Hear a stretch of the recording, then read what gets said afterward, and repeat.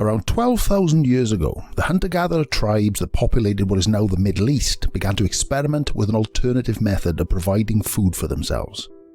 Instead of the highly dangerous pursuit of hunting wild animals, they began the process of domestication of wild cattle, sheep, goats and pigs that roamed the plains and forests. They also began to develop agriculture, planting grain crops that could be harvested to provide a continuous food source for the tribe, and while this meant they avoided many of the dangers that hunting brings, it brought with it new problems. The domesticating of animals, and particularly the cultivation and harvesting of crops, generated surplus. Some of this food surplus could be traded with neighbours, but it was also important to store enough for their own use throughout the less productive months, and it was this storage problem that required a storage solution. It was well known that spoiled food was to be avoided. Spoiled meats could cause serious illness that could often result in death, and some grains, particularly rye, could develop the ergot fungus, which with repeated exposure can bring insanity, cause gangrene in the extremities, and eventually bring death. So, the means by which these foods could be stored safely, often for months or even years in a preserved state, was required. To preserve meats, drying is a tried and tested method. Suspended high above a fire, the meat would dry without cooking. When the moisture was driven off, the meat could be safely placed into containers or wrapped with leaves or animal skins to keep the flies and other insects away, and in this state it could be kept for many months. Another method was to salt the meat. This method was particularly favoured in Britain for millennia since, to this day, salt is freely available from the coast or inland from huge brine reserves. At Middlewich in Cheshire, there is still an active brine industry today. The liquid is brought up from deep underground and the water evaporated away, leaving pure sodium chloride or salt behind. Meat preserved with salt can last for years, but often has to be boiled several times to remove that excess salt before it becomes palatable. Smoking is also an effective means of meat preservation. In the days of communal houses with large central fire pits, cuts of pre-salted meat would be hung in the roof beams, the smoke from the fire creating an antimicrobial coating and separating the inner meat from the degrading effects of oxidation. The meat could remain in the roof for several months, with pieces being taken down and prepared for eating as and when they were needed. Careful preparation was required, usually by skilled women, as the smoking created a toxic layer upon the meat which could just as easily wipe out the consumer as it could the bacteria that it was protected from. Smoking is still used today, especially in the preservation of oily fish, with Northumberland's Crasta kippers being renowned throughout the world. These methods of preserving meats have remained almost unchanged for millennia, but the preserving of foods was not restricted to meat. The grains produced would also need preserving. In various parts of the world, from Neolithic sites in the North Americas, the Jordanian valleys of the Middle East, and 93 pits uncovered outside the village of Wall in Somerset, England, where archaeologists discovered grain pits. These large excavated pits, no matter where they were in the world, were almost always lined with clay and filled with the surplus grain produced by the Neolithic farmers. The tops were sealed, again using clay, and there the grain would remain in an edible state, not just for months or years, but sometimes for decades. Though the science behind this preservation process was unknown to those ancient peoples, the method was simple. Fill the grain silo and make it airtight. The top few inches of grain would start to rot, using up the oxygen in the enclosed space, because without oxygen, the pit then could provide a hermetically sealed environment, and provided the pit remained airtight, the grain inside would continue to be edible almost indefinitely. Fruit, vegetables and milk were treated in their own ways. Vegetables were often pickled in brine or vinegar. Fruits could be made into leathers, with the pulped fruit being spread out, dried and then rolled up for storage, or candied by immersing them in thick syrup. Milk was preserved by churning it into butter, or for the longer term, turning it into cheese. All methods that are still in use today. But while these methods of preserving meats, grains and other foodstuffs were efficient methods of preserving food for use by small agrarian communities, as the world entered a more industrial age, with people moving away from the countryside and into the growing cities where large-scale food production and preservation was difficult, if not impossible, other methods of preserving food for long periods was required. At the same time the population was moving from the country and into the towns and cities, requiring a reliable means of food preservation away from the traditional centres of production, portable rations of preserved food were also becoming the concern of armies. It's been said that an army marches on its stomach, and as countries began to maintain permanent standing armies instead of the volunteer militias of previous centuries, the means to keep the soldier as well as the civilian fed was of paramount importance. In 1795, France was fighting wars in Italy, Germany, the Netherlands, and in the Caribbean, and was concerned about the spoiled food that many of its soldiers were having to endure during these geographically distant campaigns. France's leaders decided to offer a 12,000 franc prize through the Society for the Encouragement of Industry for a breakthrough in the preservation of food. The competition called for ideas on how they might preserve food for long periods that could be issued to individual soldiers within its army and navy that could be easily transported, remained fresh until it was needed, and provided good nutrition on consumption. This call was answered by many, but it was a young chef, Nicolas Appert, who eventually solved the problem. Having worked in the kitchens of the French nobility until the citizens decided to cut off all their heads, he had a great deal of experience in many methods of food preservation.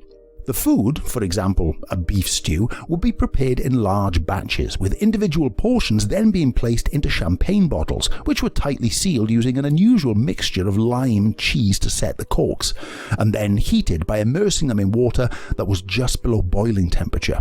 This temperature was maintained for a few minutes, after which time the containers and their contents were allowed to cool. This had the effect of permanently preserving the food until such time as the container was opened. By 1803, he had progressed to using wide-neck jars, and by 1804, his factory had begun to experiment with meat packed in tin cans, which was sealed with lead solder and then monitored for several months. If the tin started to swell, it was an indication that the contents had spoiled, but those that didn't swell were deemed safe for sale and long-term storage. In 1806, the famous gastronomicist Grimaud de la Reynière publicly praised the work of Appert, commenting that his canned peas were green, tender, and more flavorful than those eaten at the height of the season. In 1809, Appert was officially awarded the government's prize on the condition that he published his methods. He did this in 1810 as a book entitled The Art of Preserving for several years all animal and vegetable substances. Nicolas Appert had developed a system that 50 years later would become known as pasteurization, named after the great French microbiologist Louis Pasteur, who would go on to demonstrate that it was microorganisms within the food that caused it to quickly spoil. Heating the food in sealed containers killed the organisms, creating a perfectly sterile environment in which the food would never spoil. The canning industry was born. In 1810, the same year Appert published his methods, the English merchant Peter Durand patented the use of tin-coated iron cans instead of the more fragile containers made entirely from tin. These are the advantage of being able to better withstand the rugged conditions of an army on the march, and by 1820, Durand was supplying his canned foods to the Royal Navy in large quantities, even though it would be another 30 years before the invention of the can opener. These improved methods of food preservation quickly reached the United States, who developed the technology of canning to such an extent that they quickly became a world leader in the processes of mass automated canning.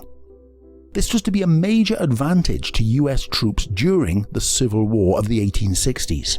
Though they rarely saw individual cans, when they did, it was a great novelty and fueled interest among the civilian population when the soldiers returned home, taking some of the canned foods with them. But those who did get to see the marvel of canned food were often disappointed with the contents. The high temperatures used to sterilize the cans for extended periods often rendered the food strange to look at and even stranger to the taste. In an age where handling fresh food was a daily occurrence, the sight of this mush did little to encourage people to adopt the idea of canned foods. This distrust was further strengthened in 1919 and 1920, when a series of deaths in Ohio, New York, and Michigan was traced to an olive canning plant in California.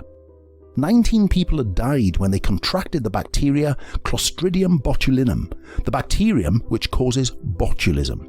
The botulism toxin is so deadly that a single gram is considered sufficient to kill up to 1 million people and is regarded as the deadliest toxin known to exist.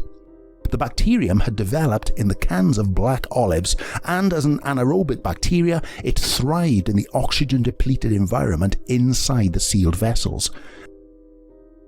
Keen to quell public anxiety, the canning industry was quick to engage microbiologists familiar with the recently accepted germ theory. The result was a stipulation that all canned goods from then on must be treated at a temperature of no less than 240 degrees Fahrenheit for no less than 40 minutes. This method was a success, and as the canning industry themselves was seen to have acted quickly and responsibly, the public were placated in their opposition to canned foods. By the start of World War I in 1914, British military leaders sought vast quantities of cheap, high-calorie food to feed the millions of soldiers on the front lines.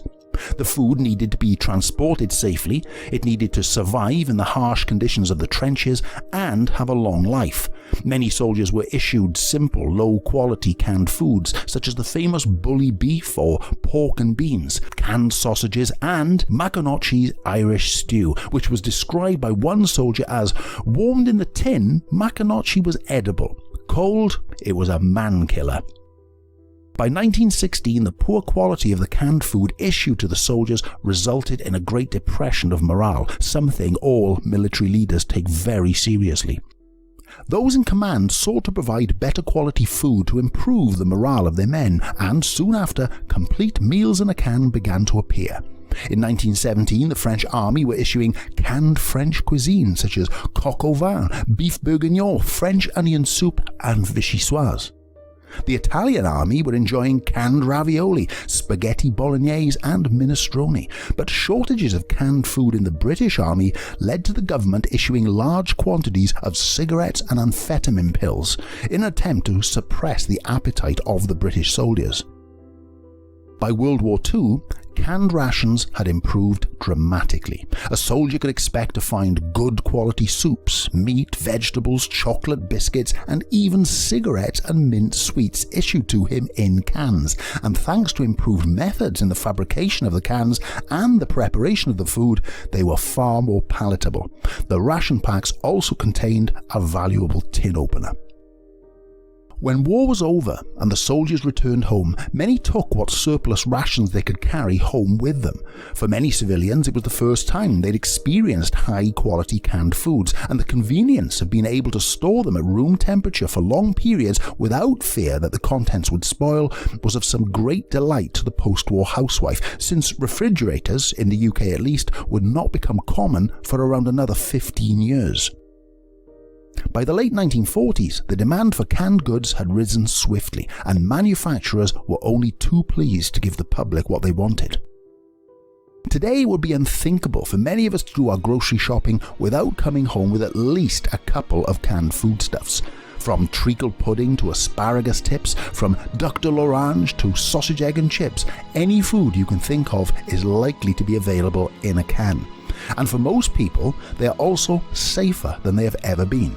For decades, many cans have been made from stainless steel instead of tin or iron, and since the 1990s, the inner surface of commercially available tinned canned products has been coated with a plasticized epoxy compound, ensuring the contents of the can never touches the metal.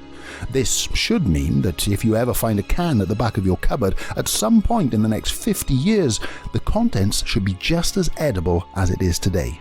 Just one more modern advance that we take for granted, an advance that makes our lives easier and safer, that might not have emerged were it not for the pain of progress.